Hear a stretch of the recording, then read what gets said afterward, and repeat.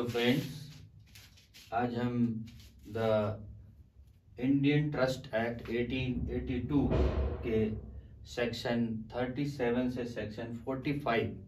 के बारे में डिस्कस करेंगे। ये सेक्शन ट्रस्टी के पावर के बारे में बताते हैं कि जो ट्रस्टी है किसी ट्रस्ट का, उसके पावर्स क्या क्या होंगे, वो कैसे किसी चीज को डिस्पोज ऑफ कर सकेगा, कैसे अपने पावर का यूज कर सकेगा। जो ट्रस्टीज के पावर हैं वो 37 से 45 में ही डिस्कस किए गए। इसका पहला पावर ट्रस्टी का क्या होता है, सेक्शन 37 में बताया गया, power to sell in lots and either by public auction और प्राइवेट कॉन्ट्रैक्ट। जो प्रॉपर्टी होगी वो किस तरीके से उसको सेल करेगा। इसमें कहा गया where the trustees is empowered to sell any trust property he may sell the same subject to prior charges or not, and either together in lots or public auction or private contract, and either at one time or several times, unless, it is important part, unless the instrument of trust otherwise direct। इसमें कहा गया कि अगर जो trust deed बनी है, जो trustee को ट्रस्ट के लिए ट्रस्ट डीड बनी है,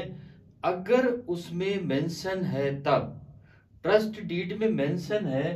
प्रॉपर्टी सेल करने के लिए,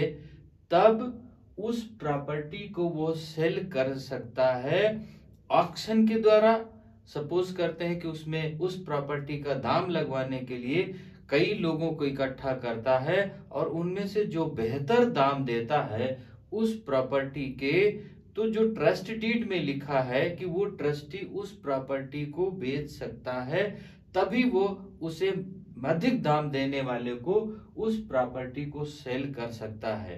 प्राइवेट प्रॉपर्टी प्राइवेट व्यक्ति को सेल कर सकता है ऑक्शन के द्वारा, कंबाइंड करके उसको प्रचार करके कि इस प्रॉपर्टी का जो दाम बेहतर देगा तब उस प्रॉपर्टी को वो सेल कर सकेगा। अगर उसमें से नहीं लिखा है, किसमें, ट्रस्ट डीड में, अगर ट्रस्ट डीड में ये नहीं लिखा कि ट्रस्टी जो है प्रॉपर्टी को सेल कर सकता है, तो without jurisdiction of civil court का जहां पर उसका ज्यूरिडिक्शन होगा, वहां से बिना अनुमति के वह उस प्रॉपर्टी को सेल नहीं कर सकता। सेल्फ डिसीजन ट्रस्टी नहीं ले सकता सेल करने के लिए। दो तरीके से ही वो प्रॉपर्टी को सेल कर सकता है, या तो उसकी ट्रस्ट डीड में ये मेंशन हो कि इस प्रॉपर्टी को ट्रस्टी इस प्रयोजन के हेतु बेचेगा, या वह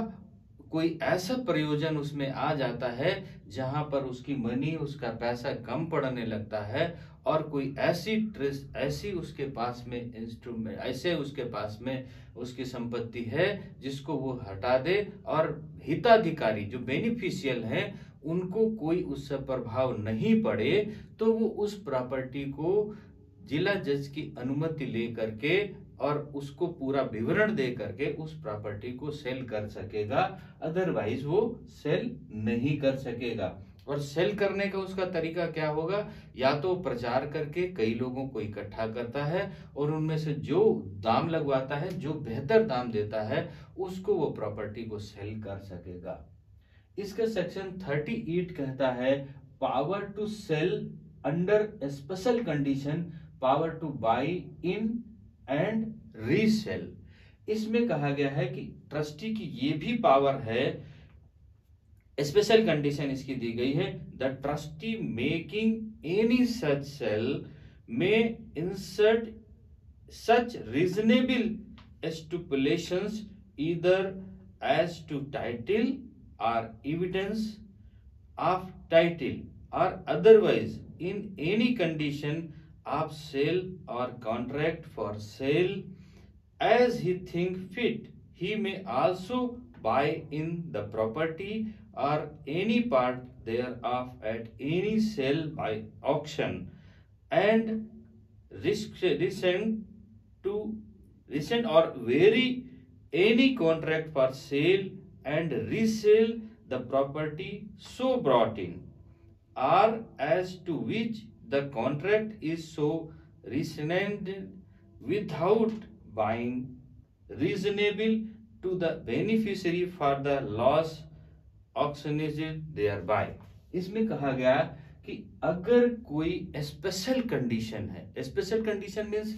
ऐसी कोई प्रॉपर्टी जिसका वह यूज नहीं कर रहा और बेनिफिशियरी का भी उससे कोई लाभ नहीं है, तो वह उस प्रॉपर्टी को ट्रस्ट डीड में मेंशन है तब, जैसे हमने सेक्शन 37 में बताया, ट्रस्ट डीड में मेंशन है तब, अदरवाइज जिला जज की परमिशन से वह उस प्रॉपर्टी को सेल करके उसी ट्रस्ट के लिए वो इनकम बेनिफिशियरी को लाभ पहुंचाने वाला या ट्रस्ट की प्रोग्रेस करने वाली कोई भी प्रॉपर्टी उस अमाउंट की सेल करके और उसी अमाउंट की प्रॉपर्टी को परचेज करके उस जो ट्रस्ट है उसकी पावर को बढ़ाने का भी उसमें स्पेशल कंडीशन दी है कि उस प्रॉपर्टी को जो उसकी वेस्ट हो रही है या जिसका यूज नहीं है उसको वो सेल करके उस प्रॉपर्टी को उसमें परचेज कर ले, जिससे उस ट्रस्ट की पावर को बढ़े और ट्रस्ट जो उसका बेनिफिशियरी है उनको उसमें से लाभ हो। अब इसमें एक बात ये भी कहा गया है, time allowed for selling trust property. अब उसमें यह भी कहा गया कि अगर कोई ट्रस्ट प्रॉपर्टी के लिए किसी ट्रस्ट डीड में ये मेंशन है कि ये प्रॉपर्टी को वो 6 महीने में बेच देगा, तो वो 6 महीने में अगर उस प्रॉपर्टी को सपोज करते हैं कि उसको 1 लाख का लोन देना है और वो प्रॉपर्टी 6 महीने के बाद में 50,000 की बिक रही है, तो वो अगर ट्रस्टी देखता है कि उसके 3 महीने के बाद उस प्रॉपर्टी का दाम बढ़ेगा और वो 1 लाख की बिकेगी, तो वो बाउंड नहीं है कि वो 6 महीने में बेच दे। वो अगर 8 महीने में उसको सेल करता है और उसको बेहतर दाम मिलता है, तो वो जो एक्सटेंड टाइम है उसका वो रीजन बताते हुए वो उस प्रॉपर्टी को सेल करेगा जो टाइम बाउंड है उसके बाद, और वो करके उसको जो ट्रस्ट डीड में कंडीशन दी गई कि इसको अदा करेगा और वह उसको अदा करेगा या ट्रस्ट में ही उस पैसे को लगा देगा। अब इसमें सेक्शन 39 कहा गया है पावर टू कन्वे। 39 में कहा for the purpose of completing any such sale, जब पूरी इस तरीके की सेल को वो कंप्लीट कर लेगा जो ट्रस्ट डीड में लिखा हुआ है, यह पावर उसको मिला है सिविल कोड से, तब वो जब उस प्रॉपर्टी को सेल करके उस कंप्लीट कर लेगा, the trustee have power to convey, तब ट्रस्टी को क्या होगा, उस बात को कन्वे करना पड़ेगा, सूचना देने पड़ेगा कि ये कार्य कंप्लीट हो गया और इसका इस मनी का इस तरीके से यूज किया गया, or otherwise dispose of the property sold in such manner as may be necessary, और इस जो डिस्पोज करने का जो भी उसको नेसेसरी तरीका होगा, जरूरी तरीका होगा, वो सेल करके उस प्रॉपर्टी को कन्वे करेगा। किसको कन्वे कर सकता है, कोर्ट को कन्वे कर सकता है, किसको, जो उसका जिसने ट्रस्ट बनाया उसको अगर प्रेजेंट है तो कन्वे करता है, या हिताधिकारी को कन्वे कर सकता है, या उसके उसके जो अधिकारी हैं उनको कन्वे कर सकता है कि वो ट्रस्ट प्रॉपर्टी की जो चीजें हैं वो कंप्लीट हो चुकी, सेल हो चुकी, उसका पैसा इसमें इन्वेस्ट होकर के ये पूरा हो चुका है। अब सेक्शन इसका 40 बताता है power to vary investments. Power to vary investment, a trustee may as his discretion, जो ट्रस्टी को कोई भी निर्देश दिया गया है, call in any trust property invested in any security and invest the same in any of the securities mentioned on referred to in section 20, and from time to time vary and such investments for other of the same nature। अब इसमें कहा very investment, जो पैसा आया वो पैसा जो section 20 में दिया गया है कि वो गवर्नमेंट में करेगा या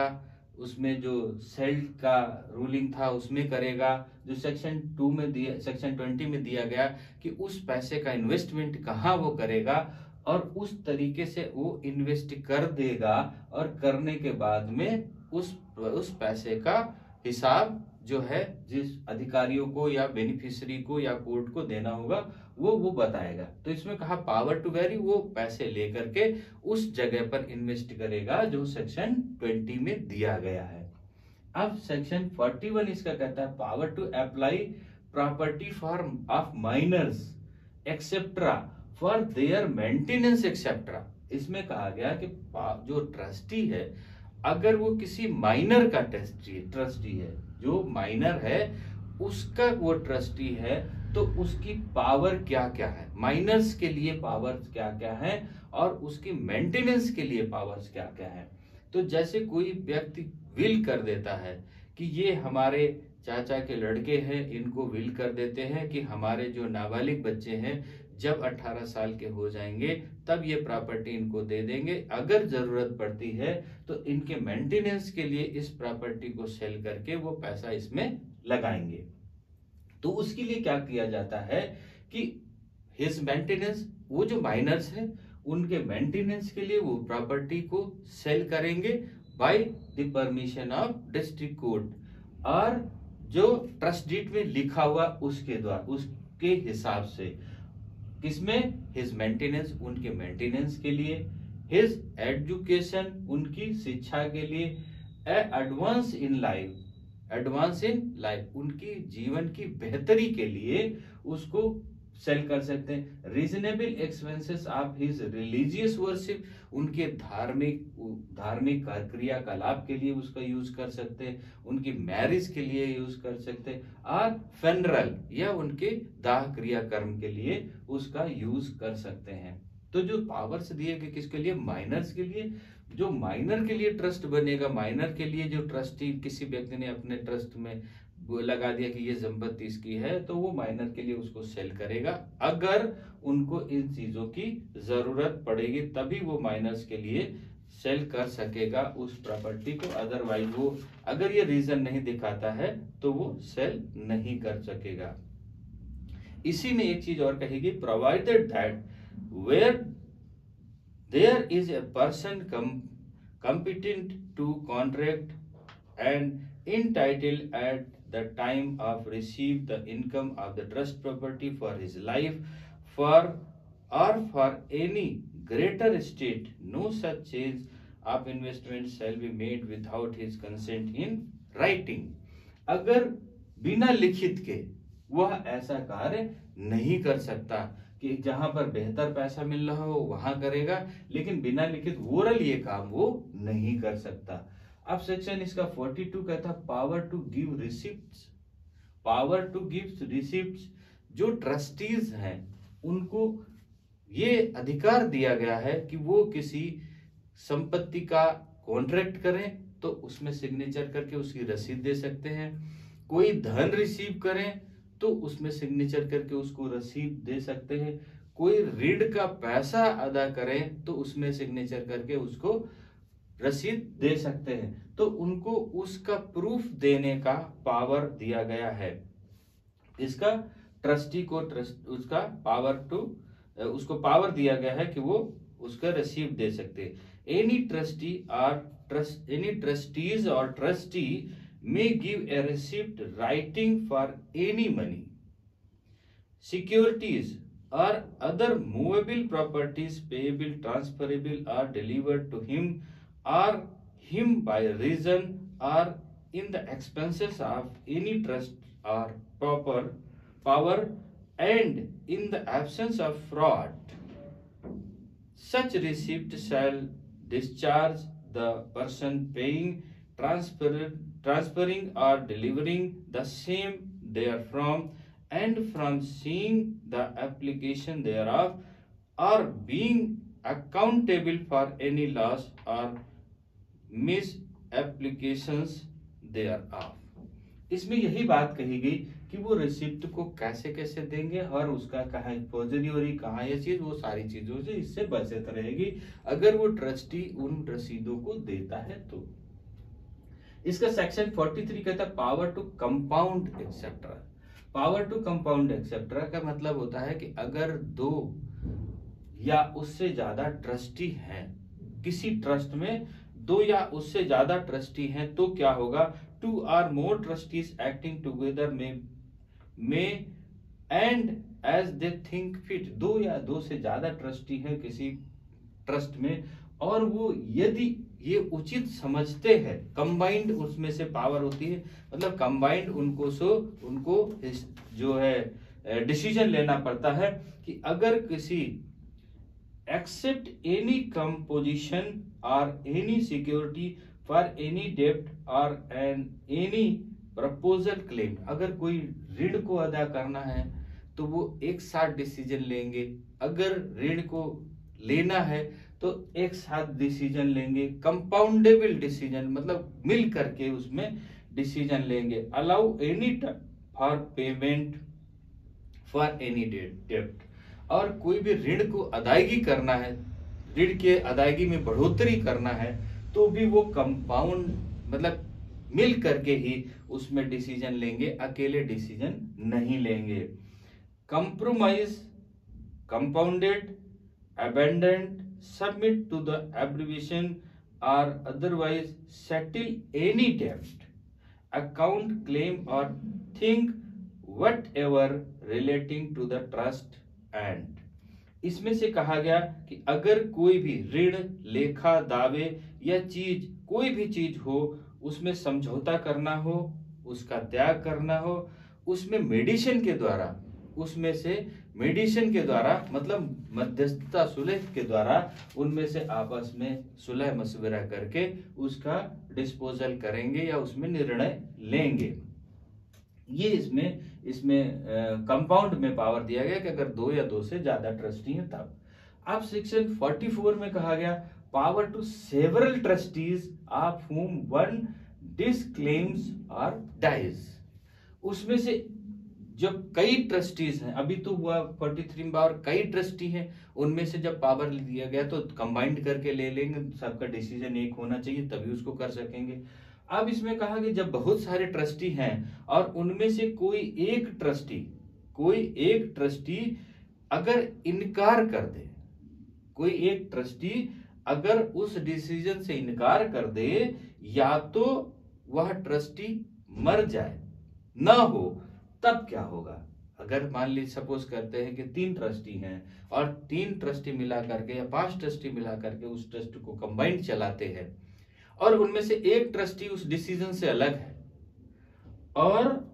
या एक ट्रस्टी मर गया है, तब क्या होगा, तब उस ट्रस्ट का डिसीजन कैसे होगा, प्रॉपर्टी कैसे सेल होगी, उसका लोन कैसे अदा होगा, उसकी रीपर्चेज कैसे की जाएगी। तो इन्होंने कहा कि अगर ट्रस्ट डीड में मेंशन है,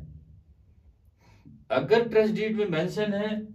तो उस हिसाब से वर्क होगा, अदरवाइज बहुमत के द्वारा उसको सिद्ध किया जाएगा और उसको किया जाएगा। इसमें कहा गया है कि when an authority to deal with the trust property to given to several trustees and one of them disclaimer or dies, या तो मना कर देता है और या तो उसकी मृत्यु हो जाती है, द अथॉरिटी में बी एक्सरसाइज, जो शीर्ष बते हैं वो क्या करेंगे, एक्सरसाइज करेंगे by the continuing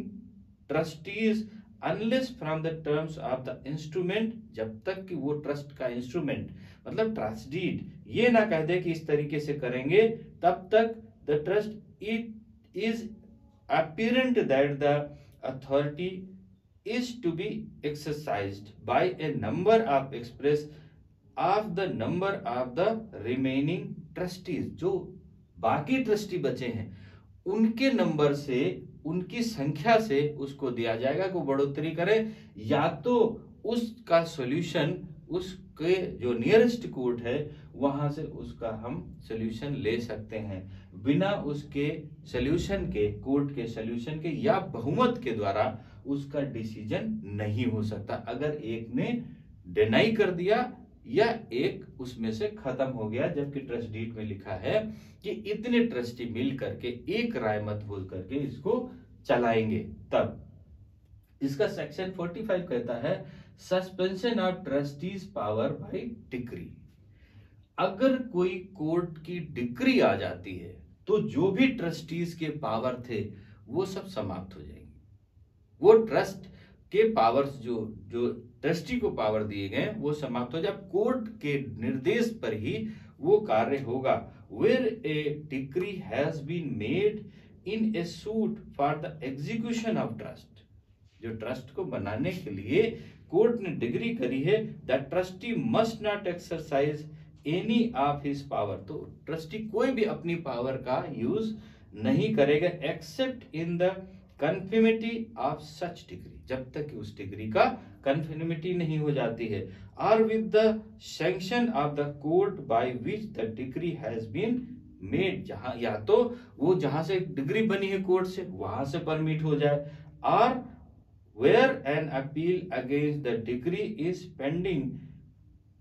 of the appellate court, या तो जहां पर उसकी डिग्री जो है पेंडिंग है अपीलेट कोर्ट में वहां से उसको परमिशन मिल जाए। जब तक कि कोर्ट की परमिशन नहीं मिल जाती, कहां से, जहां से उस ट्रस्टी के खिलाफ डिग्री की गई है या उसकी अपील जहां पर पेंडिंग है वहां से परमिशन नहीं मिल जाती, तब तक ट्रस्टी की जो पावर्स हैं वो सस्पेंड रहेंगी, ट्रस्टी की पावर नहीं रहेंगी। अगर उसके ट्रस्ट के किसी बात के लिए चैलेंज कोर्ट में किया गया और उस कोर्ट ने उस चैलेंज के खिलाफ में या उस चैलेंज के हक में डिक्री कर दी है, तो वो डिक्री के हिसाब से भी उस ट्रस्ट के वर्क होंगे, अदरवाइज कोर्ट के विदाउट ऑर्डर के कोई भी वर्क उसमें से नहीं होंगे और सारे ट्रस्टीज के पावर सस्पेंड हो जाएंगे। तो इसमें जो ट्रस्टीज के पावर दिए गए हैं कि ट्रस्टीज के पावर क्या होंगे, ट्रस्टीज पर कोर्ट क्या क्या बर्डन होगा, ट्रस्ट डीड का क्या बर्डन होगा, तो ट्रस्टीज के पावर लिमिटेड हैं और लिमिटेड उसके अनलिमिटेड पावर नहीं है, क्योंकि ट्रस्ट डीड में जो मेंशन है उसके अनुसार ही ट्रस्टी को ट्रस्ट को चलाना पड़ेगा, और यदि जो मेंशन नहीं है वो कोर्ट के द्वारा कोर्ट की अनुमति से ही उस ट्रस्ट में वो पावर पाता है और उसको वो चलाता है। अपनी मर्जी से अपनी सेल्फ डिसीजन से वो पावर तभी केवल यूज कर सकता है जब हिताधिकारी का बेनिफिट हो और या ट्रस्ट के प्रोग्रेस के लिए ही वर्क हो, अदरवाइज वो अपनी मर्जी से वर्क इसमें से करने के लिए नहीं है। तो इसमें से सेक्शन 37 से सेक्शन 45 जो ट्रस्टीज के पावर थे उसके बारे में डिस्कस किया। अब इसके नेक्स्ट पार्ट में हम जो सेक्शन 46 से है, तो डिसेबिलिटीज ऑफ ट्रस्टीज, ट्रस्टी की डिसेबिलिटीज क्या क्या हैं, उसकी निर्योग्यताएं क्या क्या है, उसके बारे में सेक्शन 46 से हम डिस्कस करेंगे नेक्स्ट पार्ट में। ओके, थैंक यू, जय हिंद।